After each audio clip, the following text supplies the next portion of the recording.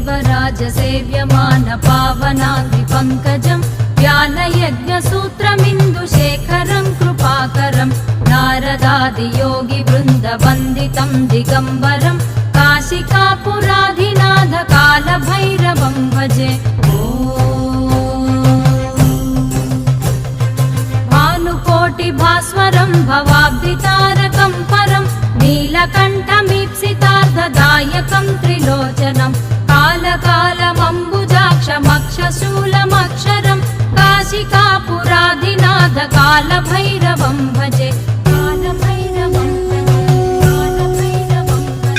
शूलटङ्कपाशदण्डपाणिमादिकारणं श्यामकायमादिदेवमक्षरं निरामयं भीमविक्रमं प्रभुं विचित्रताण्डवप्रियं काशिकापुराधिनाथ Kaal Bhairav